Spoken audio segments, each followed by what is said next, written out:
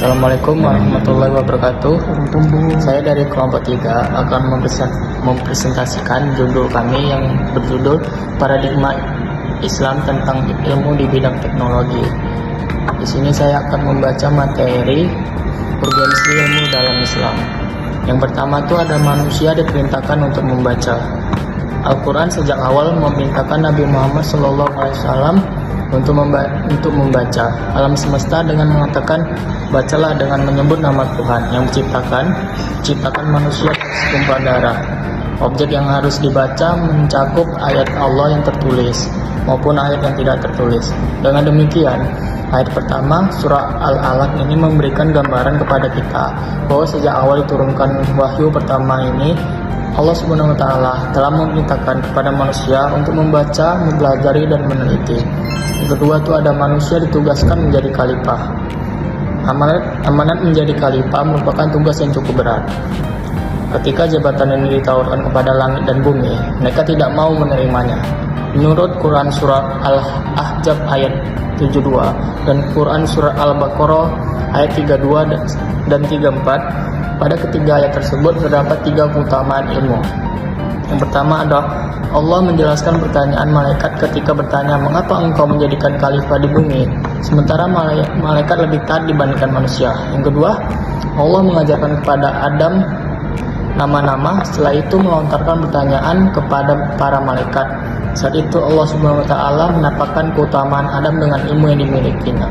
Yang ketiga, Allah Subhanahu wa Ta'ala memberikan sebagian sifat kesempurnaan pada Adam sehingga ia lebih mulai daripada makhluk lain. Materi yang ketiga ada manusia mulia karena iman dan ilmu. Allah mengangkat derajat orang beriman dan berilmu lebih tinggi dibanding tidak berilmu. Manusia dilarang melakukan sesuatu tanpa ilmu atau pengetahuan yang benar. Ilmu membuat manusia semakin takut dan dekat kepada Allah Subhanahu wa Ta'ala. Materi keempat, manusia Allah jadikan pemimpin dengan syarat sehat jasmani dan rohani, memiliki ilmu yang luas serta berakhlak karimah. Yang kelima, manusia dibekali potensi untuk mendapatkan ilmu. Mencari ilmu wajib bagi setiap muslim, dan jika seseorang menuntut maka akan meminta ampun baginya setiap sesuatu. Baik, itu sekian dari presentasi dari saya. Selanjutnya akan dilanjutkan oleh kepada teman-teman saya. Saya Januari dahulu akan mempresentasikan yaitu cara menuntut ilmu yang benar. Ada 3 elemen untuk mendapatkan ilmu, yaitu melalui panca indera, akal, dan wahyu. Ketiganya terdapat metode yang berbeda. Yang pertama itu metode bayani atau panca indera yang menekankan pada otoritas teks secara langsung atau tidak langsung. Yang kedua itu ada metode burhani atau akal, yang dimana yang memisahkan kebenaran dari kebatilan dan membedakan benar dan salah. Yang ketiga itu ada metode irfani atau hati, yang mana diperoleh orang-orang tertentu dengan tidak melalui proses ilmu pada umumnya, tetapi oleh proses pencerahan oleh hadirnya cahaya ilahi dalam kalbu. Kemudian ada manfaat ilmu bagi pemiliknya, akan dijelaskan oleh rekan saya yang lain. Terima kasih. Baik, saya Diva Amelia Rangkuti akan melanjutkan pembahasan materi, yakni tentang manfaat ilmu bagi pemiliknya. Yang pertama, menjauhkan diri dari sembahan dan tidak menyembahnya. Artinya, ilmu membantu seorang memahami mana yang benar dan mana yang salah. Taghut adalah segala sesuatu yang disembah atau taati selain Allah. Misalnya berhala, setan, atau aturan yang menyesatkan. Yang kedua, senantiasa menggantungkan hidup dan kehidupannya kepada Allah. Orang yang memiliki ilmu akan sadar bahwa semua urusan hidup berasal dari Allah.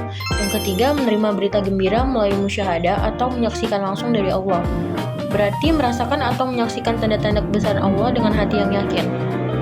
Yang keempat, senantiasa mengikuti ajaran Al-Quran secara aplikatif maupun empirik. Artinya, ilmu membuat seseorang tidak hanya membaca Al-Quran, tetapi juga memahami, mengamalkan, dan menerapkannya. Yang terakhir, senantiasa memperoleh hidayah dari Allah Subhanahu wa Ta'ala. Orang yang berilmu dan mengamalkan ilmunya akan lebih mudah mendapat petunjuk Allah. Semakin seorang mencari dan mengamalkan ilmu yang benar, semakin dekat ia dengan hidayah Allah.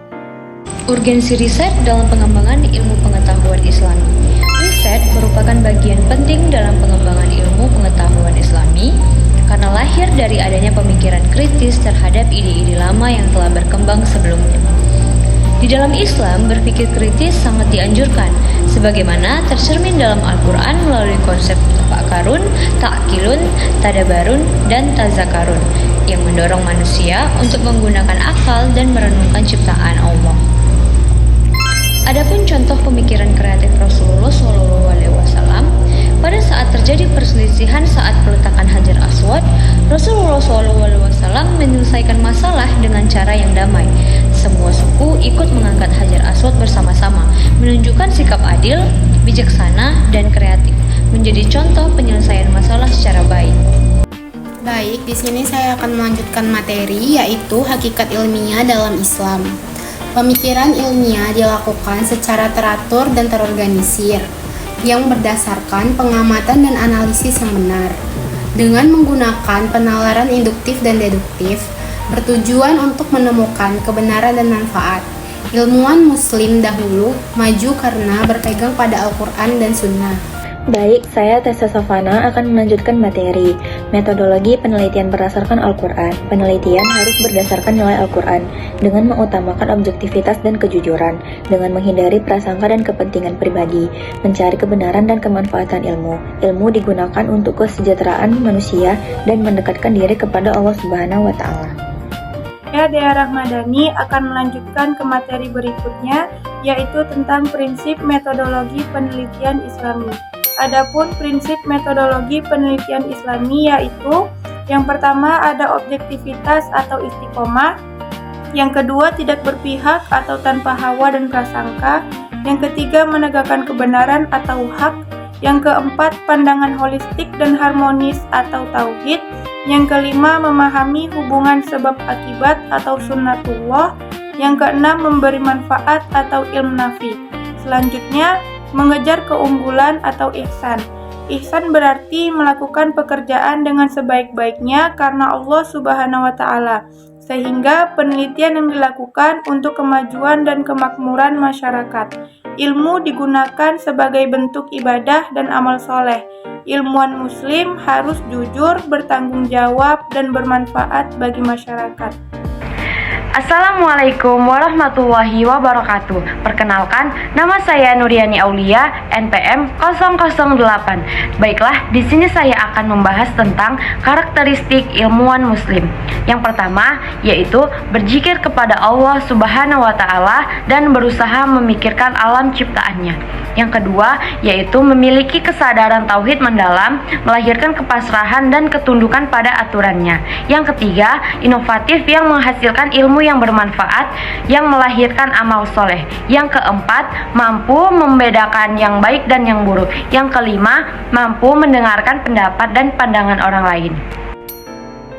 Selanjutnya, yang keenam yaitu memiliki sikap dan keteladanan. Dibagi menjadi tiga. Yang pertama, bersifat transformatif, mengajak kepada kebaikan dan mencegah kemungkaran. Yang kedua, inklusif dan profesional dalam bekerja sesuai standar mutu. Yang ketiga, memiliki kedekatan spiritual dengan Allah melalui ibadah dan sholat malam.